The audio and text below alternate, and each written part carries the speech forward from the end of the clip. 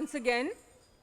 It is my absolute pleasure to welcome you all to this much anticipated session organized by the Ladies Study Group. Today, on this beautiful winter afternoon, we gather not just for an event, but to embark on an enlightening journey into the power of now, a concept that resonates deeply with our quest for purpose, peace, and fulfillment. We are thrilled to host a session titled Beyond Ikigai with none other than Francesc Miralles, a celebrated Catalan writer, essayist, translator, musician, and thinker whose works have left an indelible mark on readers worldwide. As the co-author of the globally acclaimed book Ikigai, The Japanese Secret to a Long and Happy Life, Francis has introduced millions to the profound Japanese philosophy of finding one's reason for being. His literary journey spans multiple genres, and his works have been translated into over 50 languages, touching lives across cultures and continents. Among his other remarkable contributions are books like Love in Small Letters, Wabi Sabi, and his latest work, The Four Purushasthas. Francis's unique ability to blend philosophy, storytelling, and practical wisdom have made his work both timeless and transformative. I'm also delighted to introduce our esteemed LSG committee member, Srila Mitra, who will guide us through this enriching session with her keen insights and engaging style. So ladies, let us embrace this moment, immerse ourselves in the wisdom of Francesc Miralles, and open our hearts and minds to the transformative power of living in the now. Thank you, and let the journey begin. Thank you very much for being here.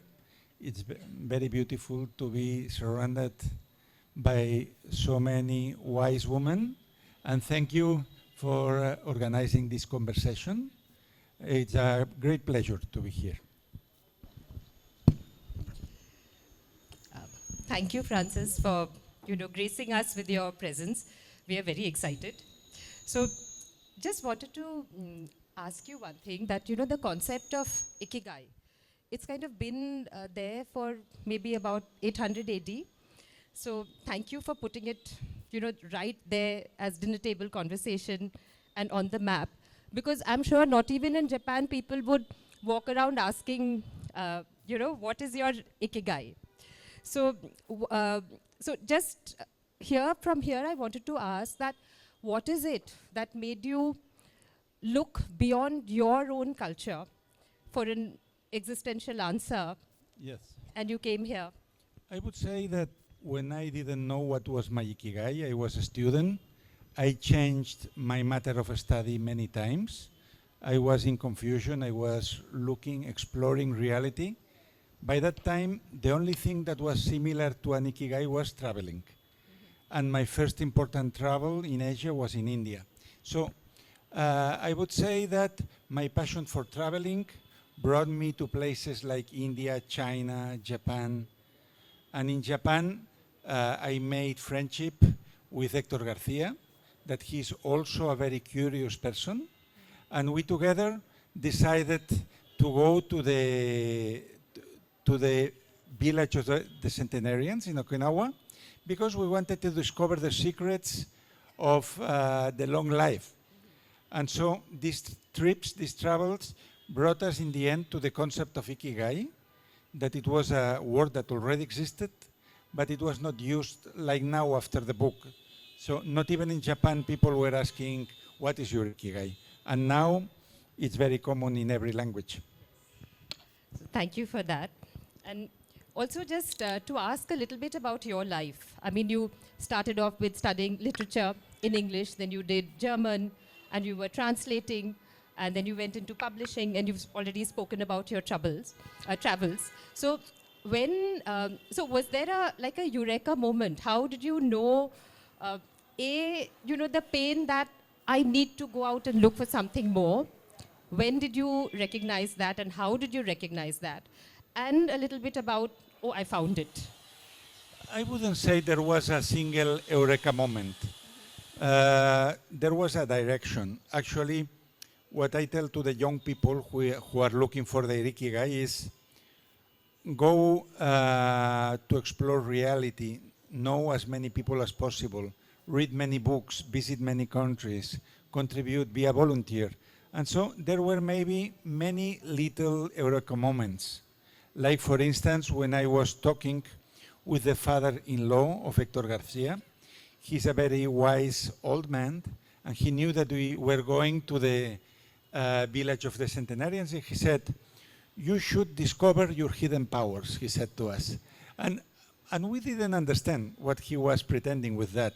But once there, we saw that there was a lot of wisdom in this place, and we made 100 interviews, and we had the feeling that it was important what we were finding there. And after the publication of the book, we discovered that the world was waiting for this concept. Thank you so much. That's fascinating. So I've read that you've said two very important ingredients are curiosity. So you did conduct your interviews, and you said intuition. So just as a person, and also it's fascinating that I love that your book reads like a conversation, and you're not just giving self-help tips, but it's your lived reality. So how would you say Ikigai is? Would you say it's more like an art of living, more like a journey or a destination? All of that. So it's an art of living, because when you put the purpose in the center of your life, then you find time every day to do this thing that is meaningful for you. So this is an art of living daily. It's a practical way of living. But it's also a journey, because if you discover your purpose, this is not something that you will do only tomorrow. Imagine that you discover a purpose as a writer. So it doesn't finish writing tomorrow a tale, a short story. You must write every day and see where this purpose is leading you. So it's an art of living, it's a journey, and it's an unfinished destination, because when you discover your Ikigai, when you discover your purpose, for instance, if you are a writer, you don't know if you are going to write for your community or for the whole world. So you must give to the universe your talent and wait for the results. And you also mentioned that you changed your Ikigai along the way. Yes, So how at least 4 times. Okay, so I mean, how does one, like once you found it, then how do you say it's not there? And do you like again ask a question, or what does that look like? What I would say is that you find your Ikigai, but normally it has 2, 3, 4, 5 years of intensity that you are in love with the thing, but then you change.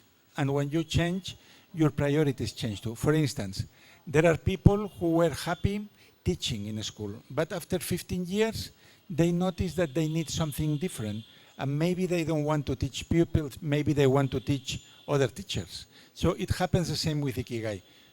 My first Ikigai was teaching German.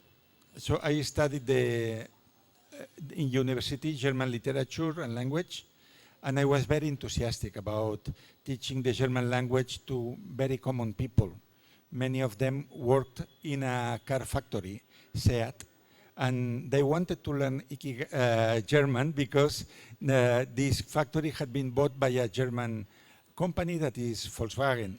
And for me, in that time, getting these humble people to understand the declinations, the words, the psychology of the German language was a great motivation. But after 3, 4 years, I felt tired. I felt that I was repeating all day the same contents, because I had always beginners, and I thought my vocation is not good enough, because a good teacher is like Frank Sinatra, that can sing My Way 10,000 times and feeling as the first time. And I was not like that. And then I changed. I studied a master in editing, publisher, and I had a second Ikigai, being a publisher of books.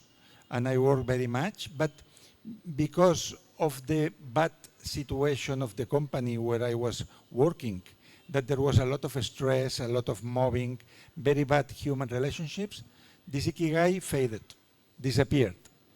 And my third Ikigai, I think it was writing. I've been writing a lot last 25 years, but now the less I do is writing. Why? Because I am here with all of you. Most of my time I am with children, with youngsters, with an association of women in university, in companies. And so I can say that my fourth Ikigai is helping other people to find their Ikigai. That's absolutely fascinating that you Thank you. kind of, really evolved. So what is your favorite definition of Ikigai at this point of time? Maybe we could do the first definition that we didn't put it in the book because we were trying with Hector to find the purpose and meaning. you can say reason, life purpose, reason to live, but I like the happiness of being busy, but busy in the positive way. When you are very happy doing that, and it's more exciting doing that than having a rest or doing other things or entertaining your mind. So we could say the happiness of doing something that is meaningful. That's beautifully put. And I'm going to take you up on it later when I touch your other book. But for this moment, can I ask the audience a little bit? I mean, could we have a show of hands about, how many of you have read the book Ikigai? Wow, lots of them. Thank yeah. you. Thank you for That's reading fantastic. So can I take your permission to ask them something? us. Yes. All right. So I'm just quoting from the book. I'm reading parts. Fall 7 times, rise 8. It's a Japanese proverb. It is our ability to deal with setbacks. People know how to stay focused on their objectives, on what matters, without giving in to discouragement. Their flexibility is the source of their strength.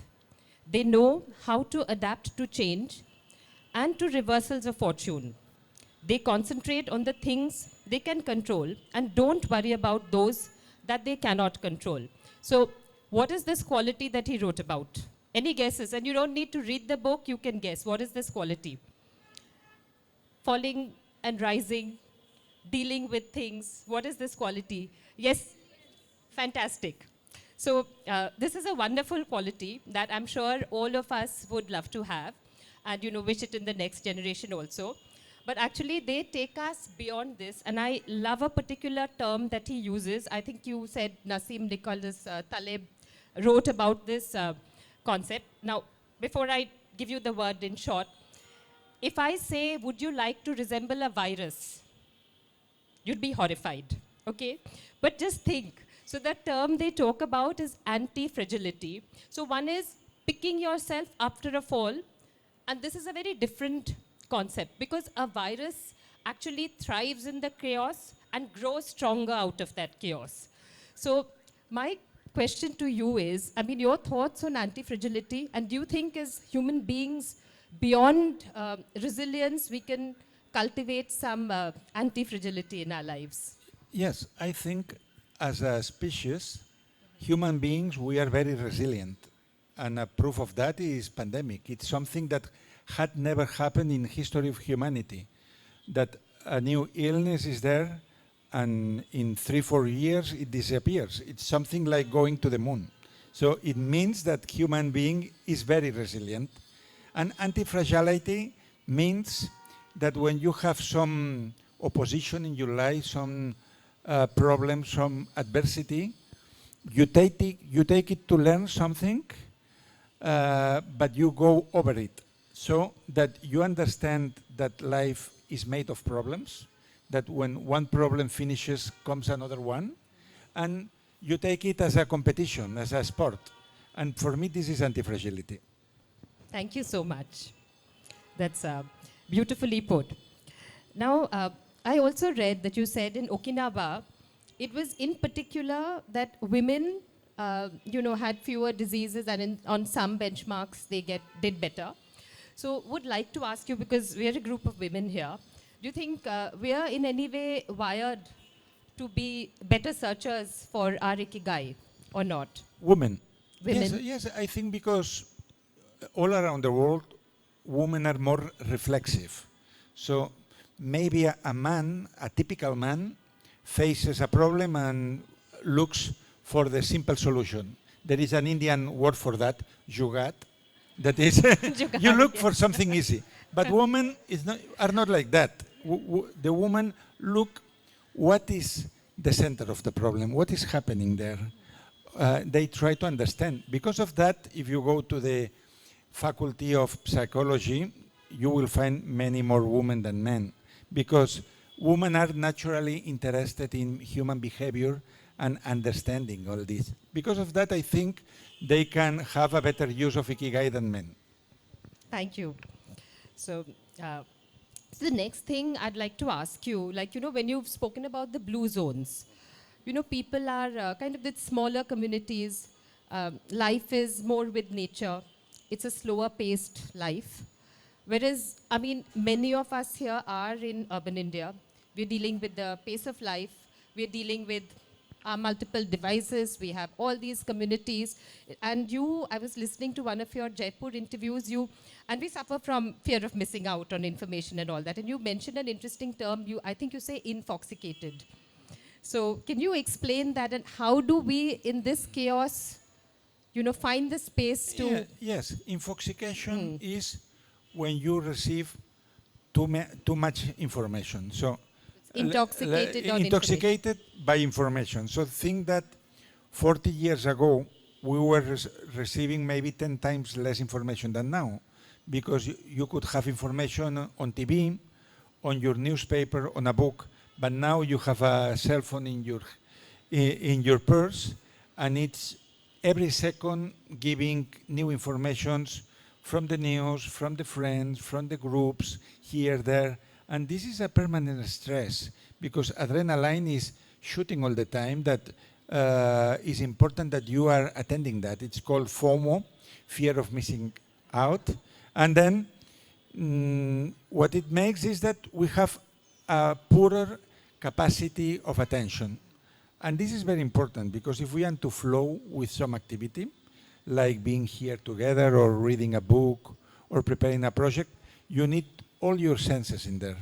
If you are in the multitasking, trying to look at the phone and trying to think of yesterday and what I will do tomorrow and what will Trump and Elon Musk do in the world, then you cannot concentrate, you cannot have quality of thought, and you can have quality of action. So because of that, we must relearn to work with attention to the important things. So, thank you. And I think nowadays youngsters call it JOMO.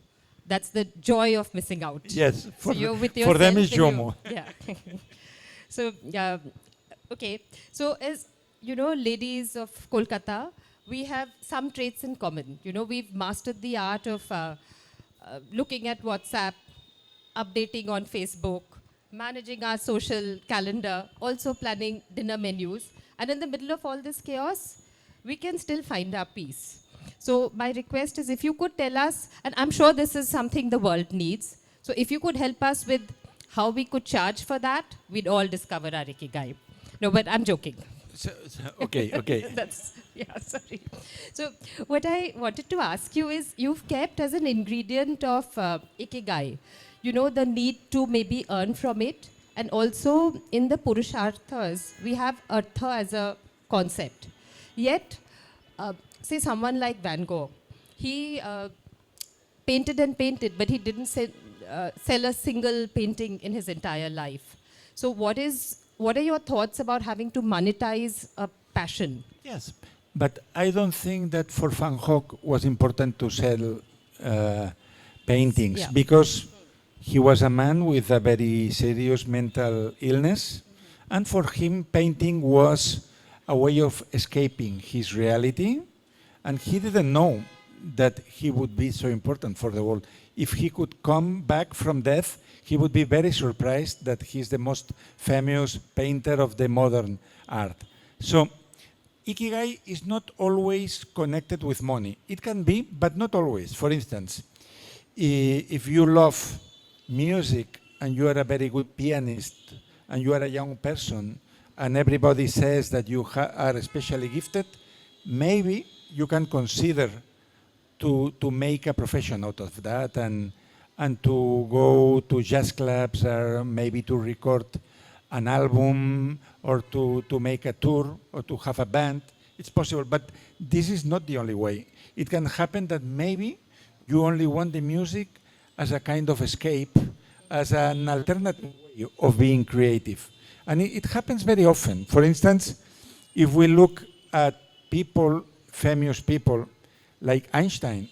Einstein was a very famous, he was the Nobel Prize, of course, and he played violin, but he never pretended getting money by that. But even when he was touring, like me now, he found the time to play in the street for the people of the city, of the village. So it's possible to have two ikigais, one connected with money, and the other one more spiritual, that is something that you need for yourself, and you don't need to have a lot of followers or to be paid for that.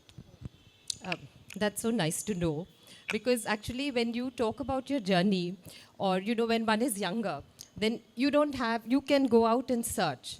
But for many of us here, we already have responsibilities that we can't perhaps leave and start that search, because it may be uncomfortable for a lot of people around. So is it possible then to have like a part-time ikigai? Yes, totally possible, and actually is advisable. So, because there is a situation that happens very often with ikigai, and that is that you discover a new ikigai in the middle of your life, in the maturity. Let's imagine somebody who works in a bank, and it's a good employee, or even maybe she finds some joy in that job, and then one day she discovers that for this person is more meaningful listening to the problems or the people, trying to help the suffering. And this person studies psychology, maybe in distance from home. Then what to do? You get your money in the bank, but you have the dream of becoming a therapist. You need a transition. So first, you end your education. You are 4 or 5 years preparing yourself to do that job. And when you are ready, you start combining both activities. And the second one, giving every time a bit more space. For instance, you can start opening consultation with other people 1 hour, 2 hours a day. And when you have it full, then you make it longer. And in the end, you can leave the bank and you can start this. So it's a process that normally takes 4 or 5 years to migrate from one activity to the other. But would you say it's like a need to find your ikigai? Because before you wrote the book, I don't think many of us were thinking about it. So is it a privilege? Is it a need? Yes. Actually, in the 20th century, in the 40s, they were talking about the meaning of life and the purpose. It was Viktor Frankl, in his book, The Man in Search of a Meaning. He had a therapy based on that. The name was not Ikigai, was logotherapy, but more or less it's the same in a therapeutical way. So he was receiving clients who had lost faith in themselves, in society, in humanity, and he was helping them to find some purpose in their lives, even if it's a very small one, an alternative one. So maybe you don't like your life at all, but you discover that when you paint, you have some peace in your heart. Then Viktor Frankl would have said, go on by there and discover where does it bring you. And so also in Japan, in the 40s, there was another therapist, Shoma Morita, who worked with very severe cases of mental issues like schizophrenia and all this. And he was working also with the purpose. So it's not totally new, but maybe Ikigai has actualized the idea. Okay. So this is on a slightly different track. I mean, how was it like to co-author a book? I mean, it's tough enough writing one by yourself. So how did you strike that balance and did you enjoy it? It's easier because you only have to write the half and not the whole book. And you have a reader. Now, everybody speaks about beta readers. The beta reader is this person that when you write something, is reading for the first time your chapter, your page. If you have a co-author, he's obliged to do that. So, hello Hector, I finished chapter 5, and he has to read it and he has to give feedback, and I must do it for himself. So, it's funny. It's like playing paddle. I don't know if in India paddle is popular. It's a kind of small tennis. If you play alone, it's very exhausting because you must run a lot. If you play in couples, it's easier and it's funnier. It happens the same writing a book, but you must have a very good friendship with this person. And the purpose of the book, the goal, must be above the egos, because you must find a common style so that the reader doesn't perceive a difference between what writes this person and this other person. So can I ask you something about your next book, The Four Purusharths? So here, I don't know whether I'm accurate or not, but I was reading one of your interviews and you said that you believe in Jesus as a philosopher. Yes. And you said, like, you know, by psychology... I don't have the ability to believe in the afterlife, but I cannot deny that it exists.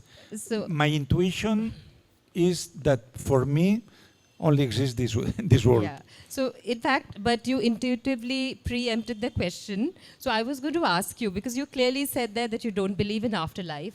But in India, sometimes when you talk about moksha as the ultimate goal, many of us see it, you know, not as in end of one life or it's a liberation, but it's a kind of a cyclical release. So how did you... but it can have also a metaphorical meaning. Sure. It happens the same with Christianity.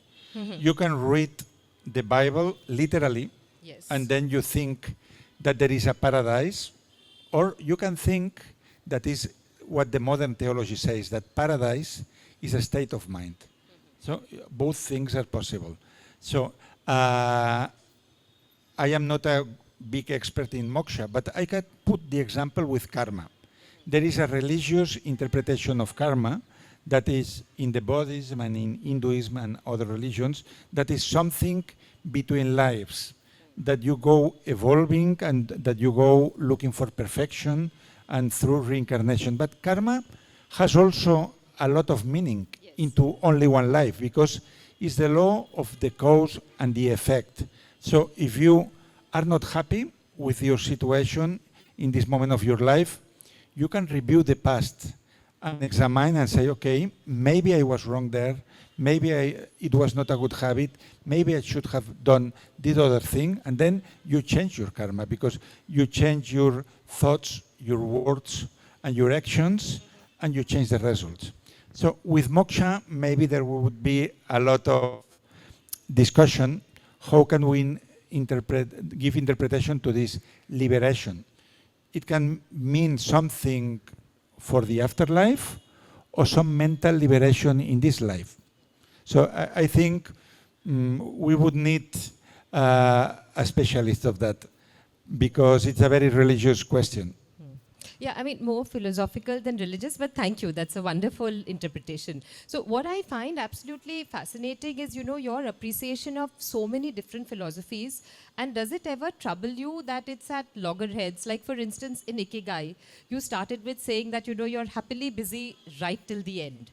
And then in the Purusharths book, there's also, you've touched on the concept of, you know, you start as a student, like brahmacharya, then grihast, then, you know, giving up as sannyasa, and I mean, vanaprastha and then sannyasa.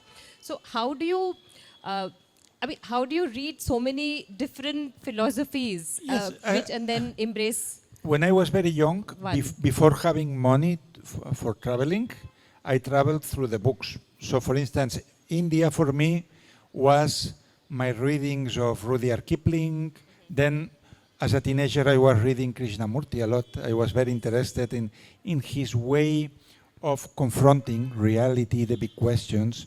And then I was reading, I don't know, Ramana Maharshi, books about Buddhism, tales about big travelers. And for me, I was very curious to know what happened here, because India is the cradle of spirituality, and many things that are famous nowadays in Japan, the origin is here. So I was always curious about that, and when I started working, I had the possibility to go to these places.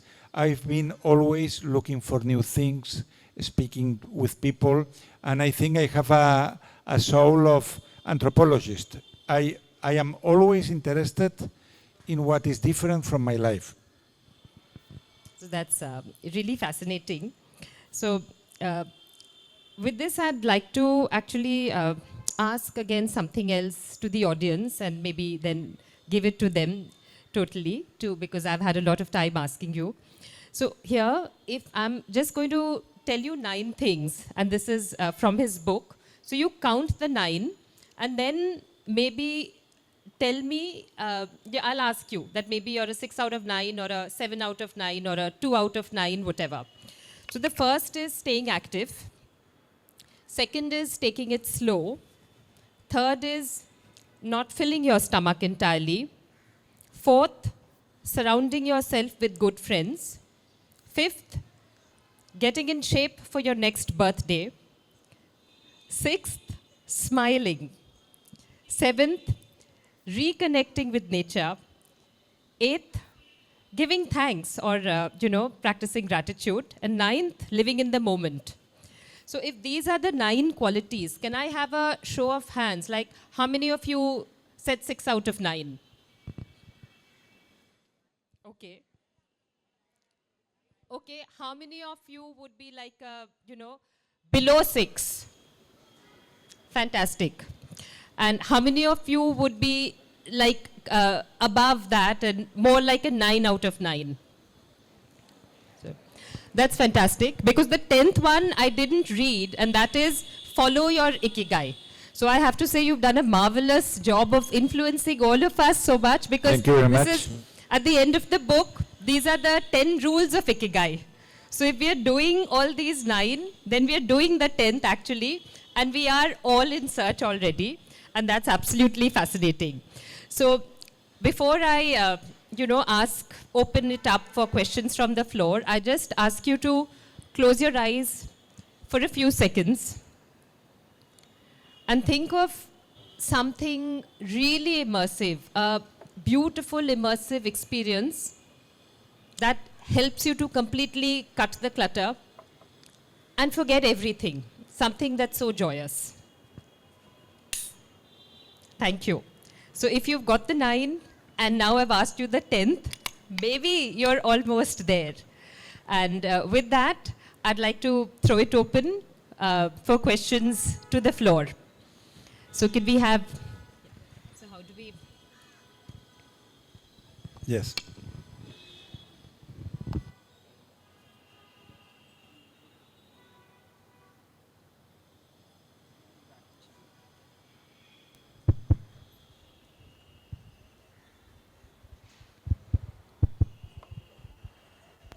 Hi, Francis. Lovely session. Thank you so much. Had a great time. Where is she? You're right. There, okay. So, quick question here. I wanted to know, like you said, you had 4 Ikigais. Were they back to back? Is it possible that at one point of time, a person can have more than 1 Ikigais? Yes, it's possible to have 2 and even 3 Ikigais at the same time, and I will put an example. Imagine that you have a startup. You have a company, and you put a lot of effort and a lot of talent of that, and it's working, it's giving you money, you feel proud, you help other people with that, you have employees. This is first Ikigai. But when you become 40 or 45 or whenever, you discover something else that is good for your soul. For instance, that you like mindfulness, or that you love writing or gardening, or that there is something else that is giving you something very precious to your soul. Then you have a second Ikigai. And then maybe you have a child, and this baby is another Ikigai. It's the center of your attention. So it's possible to combine Ikigais, but there will be always one taking more time, taking more attention, but it can change with the different phases of life. For instance, if you are an employee who plays music and you get retired, then this second Ikigai can become the first because you have time again and you can do it. But I would say that it's healthy to have at least 2 different activities that gives you meaning. Thank you so much. Thank you.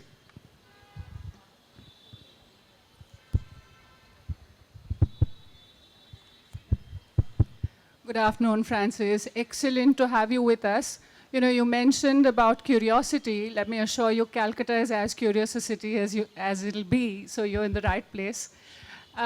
You mentioned about living in the moment, and all the wise men today talk about living in the present, being in the now.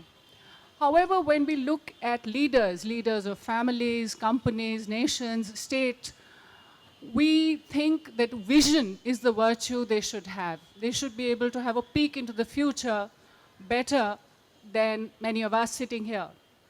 How do you therefore reconcile the need to look into the future, which a visionary leader must have, as well as continue to live in the moment, which is today? I think both terms are totally interconnected because the future is made with what we are doing now. So we can project things, but future is always uncertain. We can think that maybe it can happen this or that, but future is an accumulation of what we said before, of thoughts, words, and actions. So when you have an Ikigai, when you have a purpose in life, it can be the one that we find in the 4th circle of Ikigai, what the world needs. So if you think that the world needs kindness, then you explore your own talent and you say, okay, what's what I can do?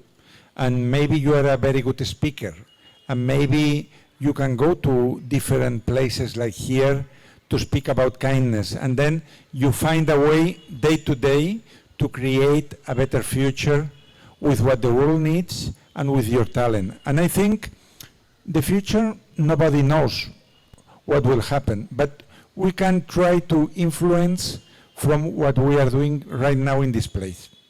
Thank you. Thank you so much.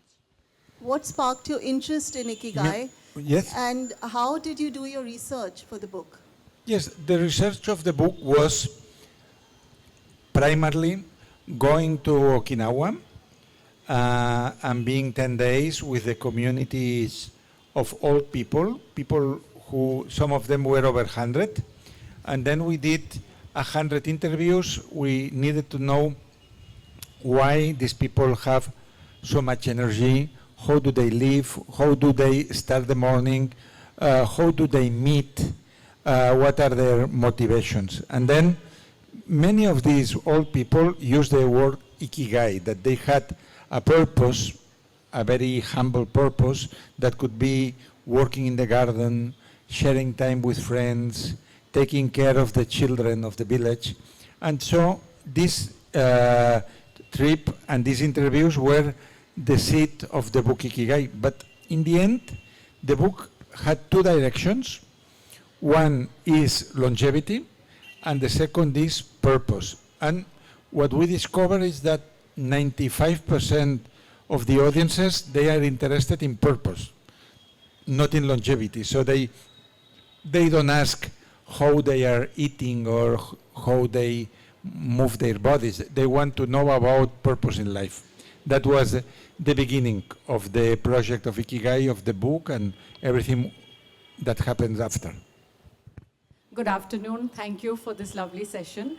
My question is that everyone in the audience here, we are grateful for many blessings. We have the luxury of time to read. We have a certain amount of financial stability to follow different hobbies, to pursue passions. But in our country, there are a lot of people who are very poor, for whom everyday existence is a struggle. You know, so for this section of the people, I was just wondering where, you know, the day-to-day existence, how to put food in their mouth is something they have to deal with. What about their Ikigai? Like, what could motivate them? Or I think to understand this question, we must remember the pyramid of Maslow. So there was a model, I think it was in the 60s. Maslow was a social psychologist. He drew a pyramid, the pyramid of the human necessities. So when you are in the basical ones, that is survival, like finding food and water and healing a disease, you cannot think of Ikigai because you are in another level of existence. So if you were now a soldier in the war of Ukraine, you don't find your Ikigai. You have interest in being alive, only that. So when you go covering these different levels of existence, in the top you find the meaning. And so first we try to live. Second, we try to have some quality in our life. And then third, we can take care of the mind and the spirit. But I think that these very poor people, what they need is that other people who have a strong Ikigai help them to go up in the pyramid. Thank you. Yeah, that's so true, that when you're bothered with survival, there's no time for philosophy. That has to come later. So, do we have any other questions from the floor? Hi, Francis. Thank Hello. you for the fabulous book. Just a little question. You seem to be greatly interested in spirituality and Indian spirituality in particular. So the mother of all spiritual events is happening in India even now as we speak. Are you planning to attend the Kumbh? What thing? So this is, we have this thing called the Kumbh Mela. So it's a gathering of people. Yes, the sadhus. This, Yes, the sadhus, I and learned also something about everybody. Yes. So, But I don't. I wish I could see that. But the day after tomorrow, I will be going to Calicut for other festival. I would love to see something like that because I've been always very interested in religions, and actually, my second time in India, I spent much time in Pushkar to see the pilgrims. I was very interested in that. let me just ask you. So, what were your any major challenges in finding your Ikigai? So like you said at that point that of course when you're thinking of survival, you don't ask the Ikigai question because you're bothered with, you know, having enough to eat and drink. But like she cited, for people who are fulfilled, do we actually have to hit a pain point, you know, experience some kind of suffering or some kind of a loss or some deficit in order to ask that question? Or do you I think ask out of... the people who suffer and that can transform the suffering in wisdom are the most useful people of this world. Because, for instance, if you're working with depressed people, if you have had depression, you can understand the situation of this person, how she thinks, how feels, the difficulties of the process. If you are only in the theory, you cannot be so helpful. So I would say that the great souls that they have suffered a lot in their lives and they transform it in something useful for humanity. Like, for instance, Viktor Frankl, that was in the concentration camps, or Boris Cyrulnik, the big writer of resilience. He was also in a concentration camp when he was a child. So he learned a lot about that, and then he could offer himself to the world with a very deeper wisdom. So suffering is good if you find an utility for that. Thank you. And just like to ask you, like, you know, you've spent a substantial amount of time in Japan and also in India. You've traveled here many times.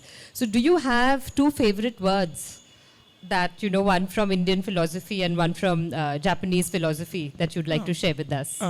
Words. Like, In Japanese, there are many interesting words. We have Ikigai, we have Wabi-sabi, that is the beauty of imperfection. We have a word called The, I am fo- thinking- the forest walking. That Yeah, the forest, Shilpa- yes. Mm. Shinrin-yoku, that is the Yeah. forest bathing. And then other are more well known, like Kaizen, that is the daily progress. But I like very much, if we think of Indian words, the If most... you could tell us a little bit about the Japanese words that you like, I mean, Yes. if you could break Let's it up. talk a bit about wabi-sabi, for instance. It means the beauty of imperfection. And it's a concept that we can see in all the traditional arts of Japan. So when we are looking at a circle of Shodo, that is this calligraphical circle that is unfinished, it's an expression of the wabi-sabi, because they say,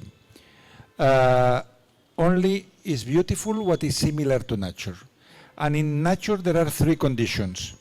Nothing is perfect, nothing is finished, and nothing is forever. And we can transport this to the human psychology. If you know that you are not perfect, then you can tolerate much better your husband, your daughter, your employees, the government, because you know that everybody is not perfect and you are not perfect. But second, nothing is finished. It means that you are not accepting that you are here, but that you are in a work in progress, that you can go somewhere, and then when you know that you are unfinished, until the last day of your life, you have the opportunity to learn something. So this is wabi-sabi. And the third condition, that nothing is forever, it means that we have a limited time to do what we want to do. Because of that, we need to be here and now and seize the moment, because we don't know if in 1 year we can gather here again. So let's take advantage of the opportunity. Thank you. And what about favorite Indian word? I know you love jugaad. Other than jugaad. Jugaad was interesting because I didn't know that.